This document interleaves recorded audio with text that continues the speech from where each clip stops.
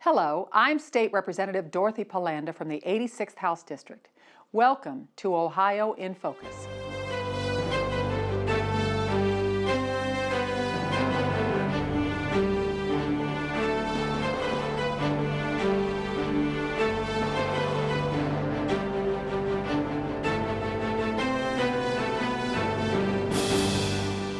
Hello and welcome to this edition of Ohio in Focus, a program that brings state government to you.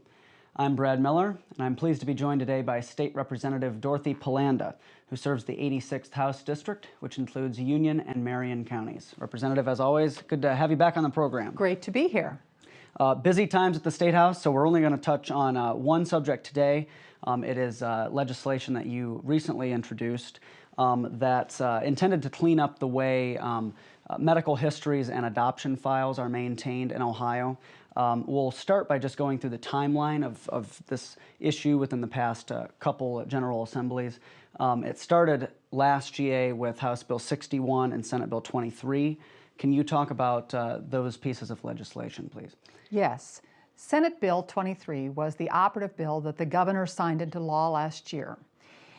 And in essence, it would allow children who were adopted between the years 1963 and 1994 to have the same rights as all other adoptees adopted prior to 63 and after 94.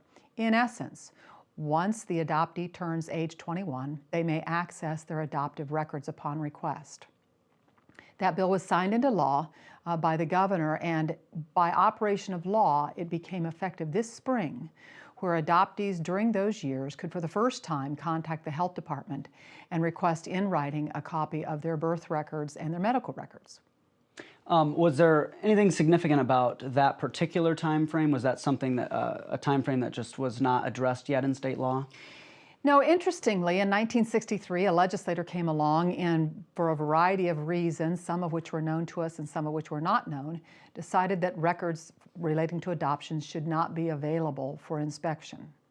1994, another legislator came along, decided that that was inequitable to have a different set of rules for these adopted children, and so changed the law so that all children henceforth could have access to their birth records, leaving this donut, so to speak, of adoptees who did not have the same rights as all other adoptees in the state of Ohio. This affected, we determined, over 400,000 Ohioans who were affected either as birth parents or as adoptees during this period of time. So Senate Bill 23 was a step to kind of fill that gap that had been left, Right. 30 plus years Right. of a gap. What have been some concerns have arisen since that legislation that was passed last year? Can you share some of those concerns? You know, the most difficult thing for a legislator is to draft legislation anticipating every possible interpretation of the law. And so earlier this year, we became aware of the fact that the first issue that arose were questions regarding access to medical records. When an adoptee requests medical records of the Department of Health, the Department of Health then contacts the probate court in which the adoption was granted. And it was discovered that the adoptees, upon receiving these records, were uncertain whether any or all of the records had actually been received by them. Upon inquiry, the Department of Health agreed that yes, they were not submitting any records that were left incomplete. For example, an adoptive parent may have been given a form to fill out regarding medical history and left either part of it or all of it blank. The Department of Health decided that they would not submit that to the adoptee. This new legislation will require that the probate court not only submit all documents relating to an adoptee's medical history, whether blank or not, but actually certify that this submission represents everything that they have in their file. You know, Brad, in hearing testimony about House Bill 61 and Senate Bill 23, we found that many adoptees were far more concerned about their genetic history and wanted this access for genetic history and inquiries, far more interested in that than they were about actually their birth parents. And you can see the ramification. Generations would be affected by genetic history. And so this became critical and of a critical concern when it was discovered that perhaps not all of the medical records were being delivered to the adoptee. In this bill, then, the adoptee will receive an assurance by certification that this is everything that's on file. The other interesting thing to note, Brad, is that at the time of an adoption or a surrender hearing by the birth parent is advised that at any time during their lifetime, they may resubmit new information about their medical history to the probate court. So it's critical that the health department assure the adoptees that there has been no new submissions by the either birth parent, to the adoptee. So it doesn't just change how these files are maintained, but also the information that's available out there as well. Yes.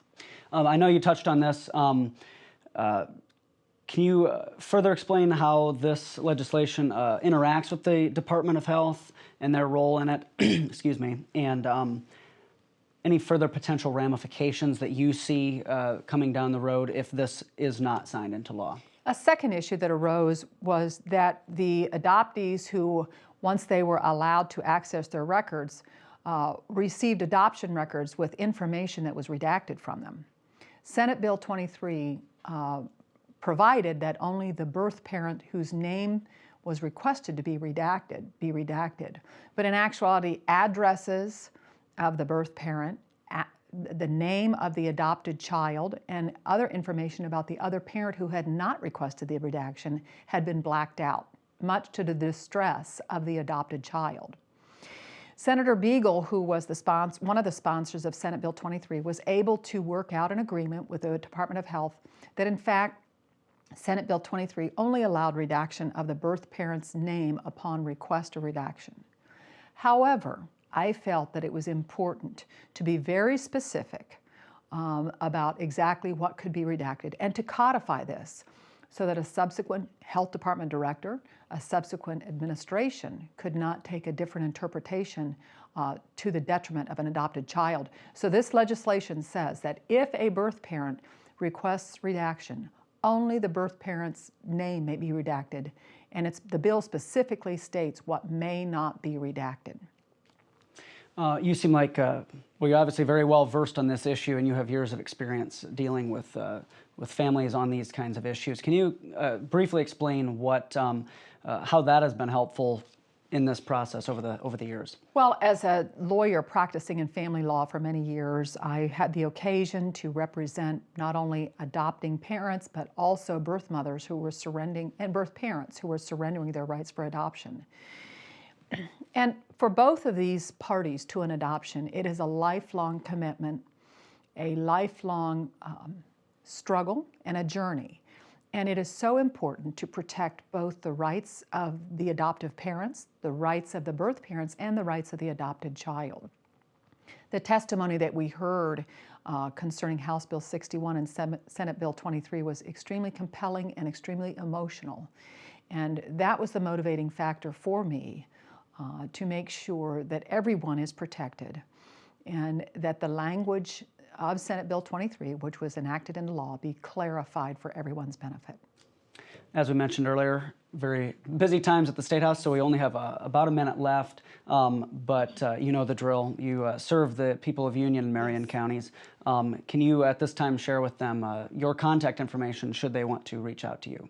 There are three basic ways to contact me. The first is by email at rep86@ohiohouse.gov, by calling my office at 614-466-8147, or by writing a letter to me, Dorothy Pelanda, 77 South High Street, 14th floor, Columbus, Ohio, 43215. And perhaps the most rewarding and challenging part of my work are the emails, the letters, and the calls that I get from my constituents. And so I look forward to hearing from you about whatever you would like me to reach out to you and discuss. Thank you. Representative, as always, thanks for sharing your insights. Thank you. And we look forward to seeing you again on the next edition of Ohio in Focus, a program that brings state government to you. Thanks for watching.